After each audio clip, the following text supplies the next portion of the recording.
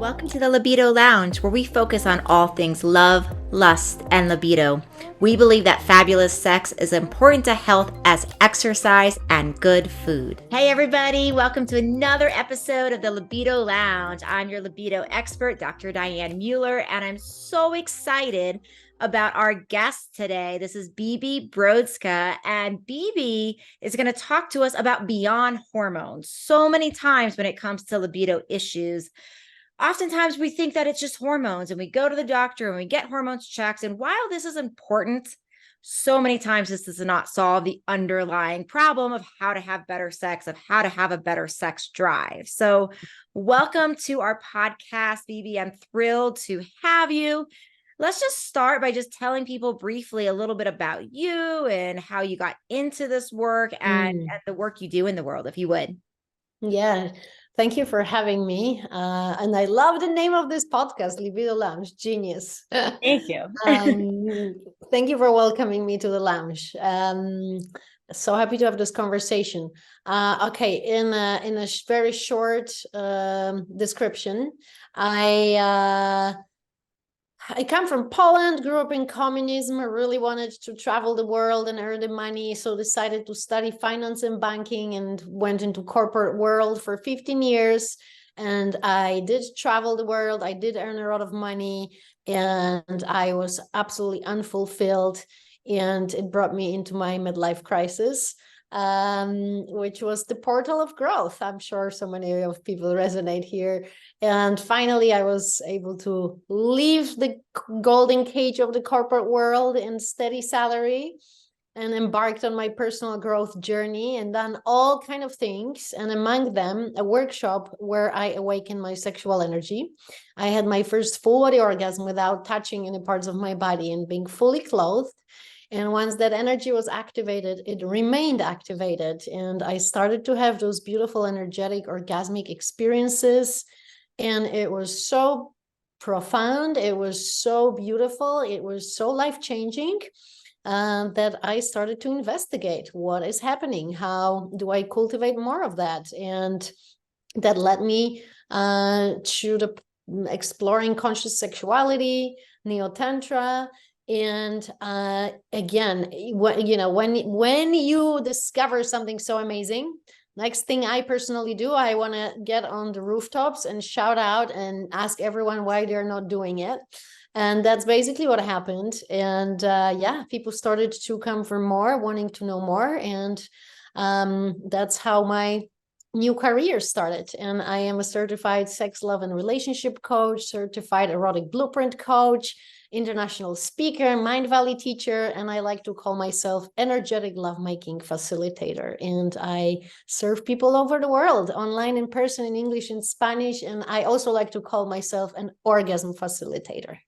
I love so many things that you said. And the one that I'm going to highlight is one that I think probably caught our listeners' attention very, very quickly is, oh my goodness, orgasms with clothes on, right? So I think that's a really good lead in, right? Thinking about, wow, different ways of looking at orgasm, different ways of looking at sex. And I think that's a really good lead into what we talked about offline, talking about today, which is beyond hormones. Like somebody does hormones, they get their hormones checked. All of a sudden, what they thought was going to work as far as fixing libido doesn't. So tell us more about that. Tell us more about the different types of sex we can have, what's going on. Why is there just not why are hormones not fixing everything?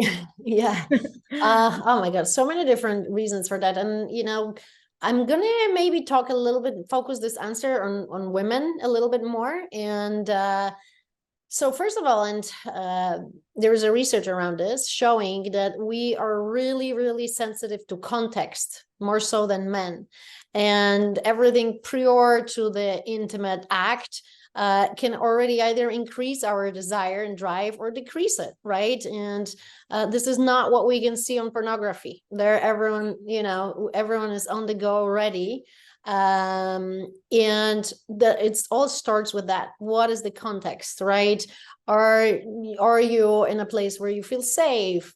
Are you tired? Are you emotionally connected to the person you're intimate with? Yes or no, etc., etc. So let's bring awareness to this already, because for so many women, they share that there is no context, there is no really deep emotional and spiritual connection with the partner. We go straight to sex, right? So that's number one. Number two, I would say the anatomy of women's arousal. There is very little understanding. Again, our knowledge comes from pornography, done by men, for men, slam, bam, thank you, mom.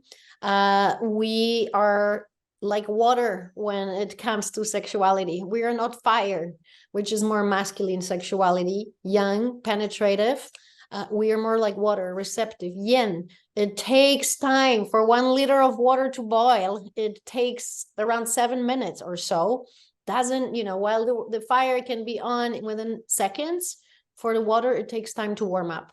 So longer foreplay. Again, not what we see on pornography. There is actually at least 20 minutes up to 45 minutes of a foreplay required to really open a woman up to enjoy the penetration fully. And if sex lasts on average 5.4 minutes, most women are never even in a place where they are even semi-ready. So of course they're not enjoying it. Then another thing, the gateway to female sexuality is their breasts and their heart. If we are not opening and we're jumping straight into the vagina, straight into penetration, straight into humping, then most women are just not that nourished by the sexual encounters, and they start to lose interest in that. Then another challenge is the way we even have penetration. So again, coming from pornography, we are mainly focusing on genitals, friction, and one type of an orgasm, which is a climatic type of orgasm, which is, again, our limited understanding of the orgasm, which is, buildup of pleasure in genitals, then there's a climax, release, and contraction. One way to see orgasm. There are other ways to see orgasm. So some people will refer to that as more of a sexual erotic blueprint, because we all have different sexual languages, and Jaya came up with that kind of a beautiful way to look at it for different erotic blueprints. So, for example, I am a sensual and energetic erotic blueprint. I can have orgasms just from stroking my body. I can have an eargasm, I can have a neckgasm, I can have a breastgasm, and I don't even need penetration. I'm also an energetic blueprint, and I get aroused by anticipation. I get aroused by just, intensifying my breasts, and I can really feel into the energy. I can move the energy beyond the genitals, right? So that's where you can have this orgasmic full body experiences. And very little people actually know that exists and tap into that. So coming back to our example about the hormones, right? So many clients, especially female clients that I have, share with me that they lost interest in sex, and first thing that comes to mind is hormones. I actually recently had a client, I interviewed her, and the interview is on one of my websites. She's 70 years old. She was avoiding sex in her marriage for about 12 years. Went to a doctor, got into hormone therapy, didn't help her at all. She and her partner have done my ecstatic lovers course, and they're having the best sex of their lives, to a point that they're not going for dinners anymore. And they actually turned out to be all kind of erotic blueprints, and just having energy orgasms and being kinky, all of it. And she went back to the doctor and told him it was not the hormones. It was the type of sex. It was lack of emotional connection. It was lack of foreplay. It was not the touch that I really craved. It was not the kind of interaction that would really get me excited and nourished. And now I am not leaving the bedroom. So while hormones can be a reason for that and need to be checked, often there are other reasons. And women often lose interest in sex, not because there's something wrong with them and not in sex at all, but just the type of sex that we are mainly having in our society. I appreciate that so much. And especially the relationship to the porn industry. I had somebody once tell me that we need to, like, if we're going to use porn, we need to look at it like fantasy around. We went watch some sort of comic movie and be like, oh, I watched X-Men and X-Men has a superpower. So I'm going to like jump off a building, right? Because it's fantasy. Yeah. And so I think there's this lack of understanding that, like, when we're watching porn, if somebody's going to do that, well, what you're actually watching is like a fantasy type of world.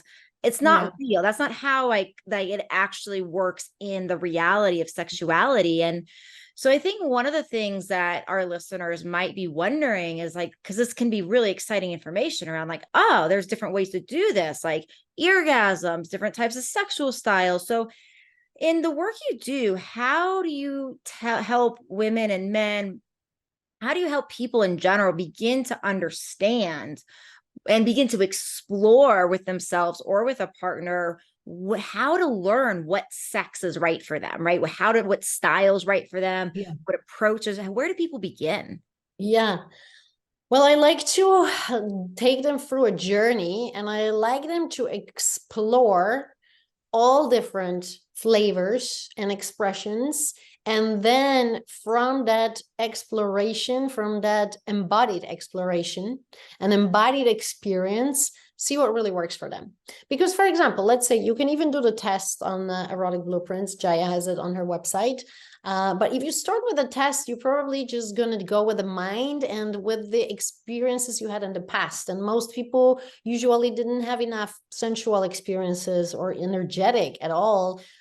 So they don't know what they don't know, and they don't even know what is possible. So it's a good starting point. But then what I like to say, what I like to guide them through is, first of all, creating safety and created language about having conversations about sex. Because let's be honest, even for people to even admit that there is more to learn is often challenging, because often, especially for men, it will be, oh, that means that I'm not good enough, or that means that, I'm doing things wrong. So we need to start even there, right? Then I like to again do the journey, and I would start with emotional connection and intimacy and spiritual intimacy. Intimacy is not just physical, it's not just sex. We can get close to each other before that. And I like to say, we want to open our hearts before we open our pussy. So from that safe space and emotional and spiritual connection, which might not even involve touch at all, then I move to sensuality.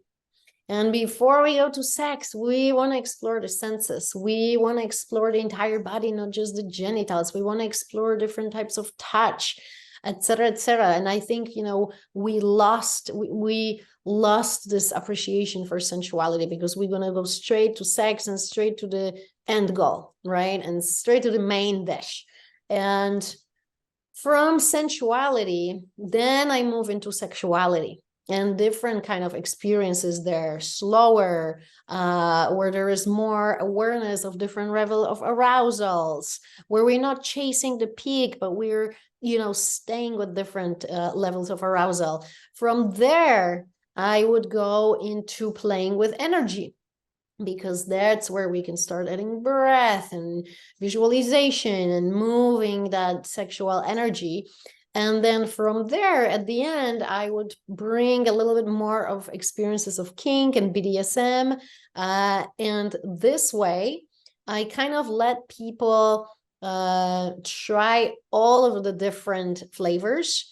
And from that experience, decide where they're at. And trust me, so many people are so surprised that, oh, I am energetic. I never even knew what energy was, and here I am. Or I am actually kinky, because I always was judging it, looking based on porn. Things were aggressive and really off-putting. And while you combined kinky with sensual, I found it really beautiful and elegant and inviting.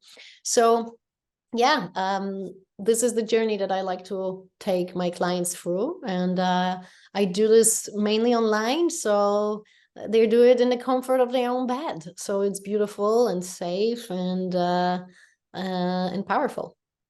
I really like the online version of that so much because you're right. There's so much safety that's so important with this. And anytime Yeah. we're exploring something new, to have that like foundational of I'm in my own home, I'm in my own bed, like that, I think can really access that feeling of safety so much Yeah. easier. And another thing Yeah, I and like about your, there's two more things to this that I like, and I want to add that first of all, I also this way I have people for a longer extended period of time, rather than 5-day retreat, which can also be powerful. But when I want to install new habits, we need at least 30 days or plus, and then I also can really make sure that they have the new routine at home in the day-to-day environment. Because what I find challenging is, when you go to a retreat and then you come back to busy life, it's so difficult to put it in practice. While here, that's the way we do it from the get-go. yeah, So that's really, really, really yeah. wise. Build that right in. And the other thing that I think is just an important thing to kind of leave people with is we're going to tell people, how to get a hold of you. And obviously, there's like a deep Mhm. dive into learning all of these different sexual styles, figuring out which one is best for your libido. I really like that too, from like a contrast perspective of like, even if there's one that somebody doesn't like, sometimes I find that with contrast, then it's like when we find something that we like from a contrast perspective, it can make us even love it a little more. Yeah, So I like absolutely. that too. So we are going to tell people how to like find your stuff and take your courses and all that. But before we do that, is there like, if there is there like one actionable step that just in the comfort of their own home, somebody's listening to this and maybe they're in their bed, like one actionable step that they could do when they finish listening to this that you would Yeah. recommend?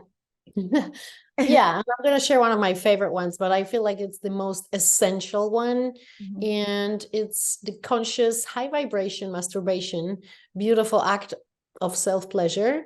And I would love you to take an hour and put some beautiful music. Planet Bibi is my Spotify. There's plenty of playlists. Slow the hell down because you have the whole hour. Explore your entire body and breathe. Breathe deeply into your belly. Slow down your breathing. Slow the hell down. Slow down your touch. Slow down the stimulation and allow yourself to go on a path of discovery, doing things differently, exploring, and maybe not allowing the orgasm. Maybe it's going to be there, maybe not. If so, towards the end, but it's not the end goal in itself. The idea is that you explore your entire body, you explore slower breath, you explore more subtle sensations, you explore playfulness and curiosity, and you explore the discovery.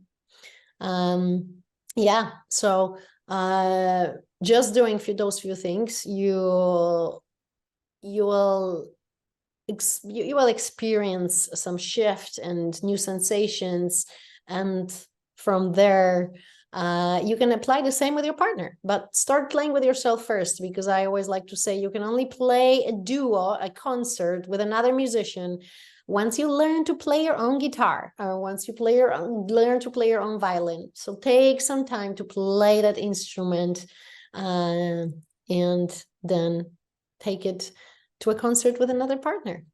I love it. And just exploring that way, because I think it's one of the things that even happens with masturbation, right? Is that it's so easy to just fall into, just like with a partner, we can fall into that same thing with ourselves, where it's like the same thing every time, we don't learn our own bodies. So Yeah, and so we are much a for creature sharing of that. habit, and we're all Right. stressed, and we're all busy, and everyone just wants to get it done. And Right. just observe, because how you self-pleasure is how you do anything, is how you do everything, and how you self-pleasure sets the tone for your lovemaking. So if it's 5 minutes and slam bam, thank you, mom, then you can't be really complaining that that's what your partner is doing. Yes, exactly right. Exactly right.